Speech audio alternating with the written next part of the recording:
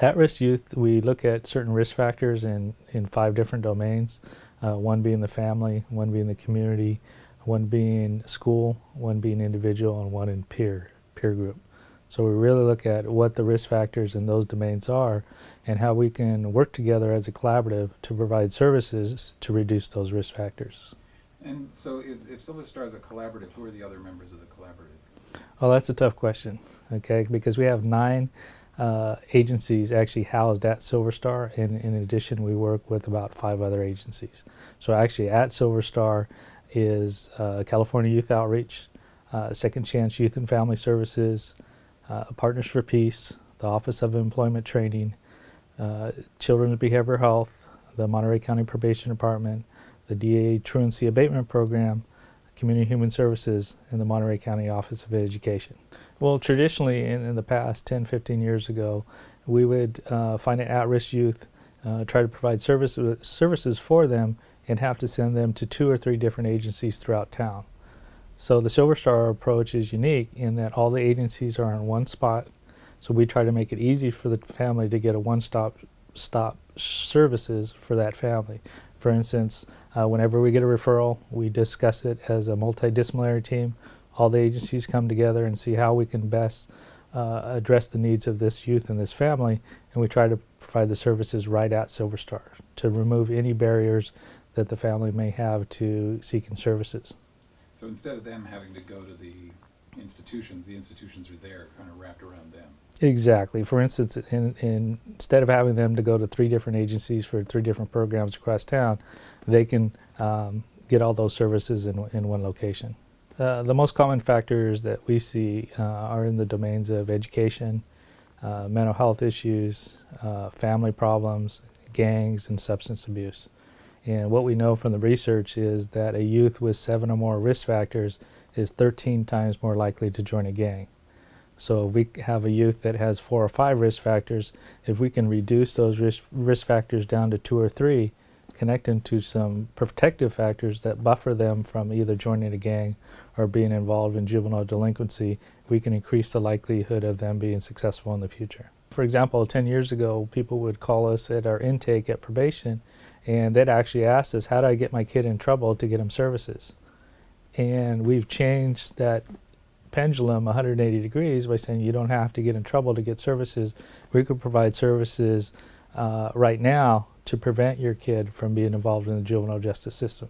And what we found from our studies is that the youth and families that participate in programs at Silver Star have a less likely chance of being involved in the system than non-participants. All studies show that treatment works over incarceration.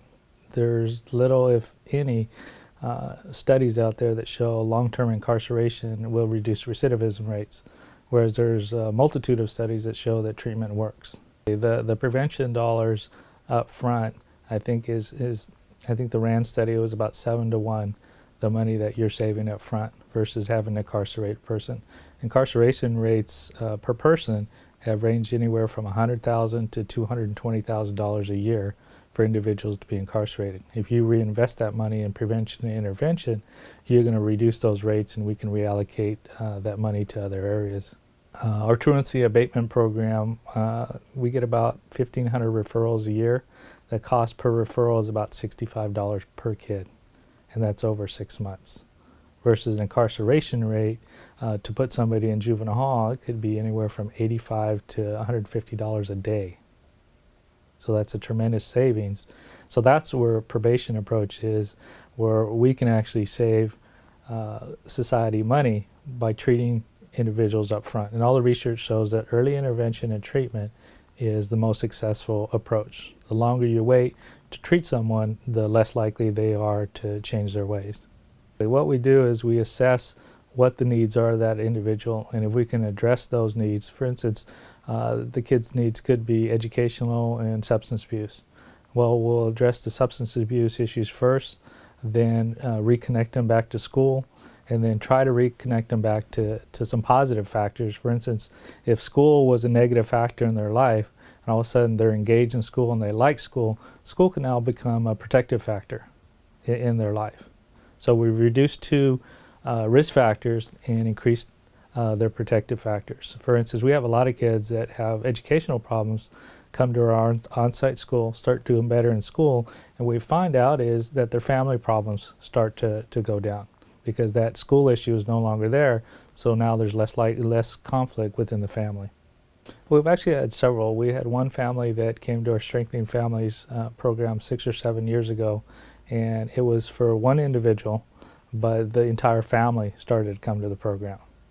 And then after they completed the Strengthening Families program and the communication within the family improved, the parent enrolled the kids in our mentoring program, which is a 9-month program. After 9 months, the parent re-enrolled their kid in the mentoring program for another 9 months and brought some siblings. And after a while, I think up until about a month ago, one of the individuals that participated in those programs was actually working at Silver Star. And the parent is actually teaching classes there. So that's a cycle where we provided a family with services early on, and now they're giving back to the community and the program by actually working there and teaching there. The referral process is easy. We're located at 855 East Laurel, Building H. Anybody can make a referral to Silver Star. They can call by phone if they need services.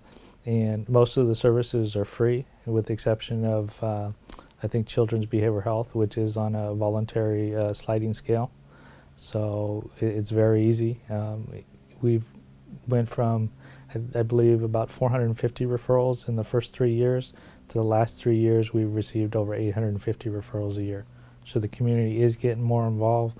They are identifying individuals with needs early and referring them to programs like Silver Star to get the help that they need. Great. Well, thanks so much. Is there anything else I haven't asked you about that you'd like people to know? No, I think just what I've re-emphasized is that we're learning. Actually, we're not learning. It's been around for a long time that treatment works.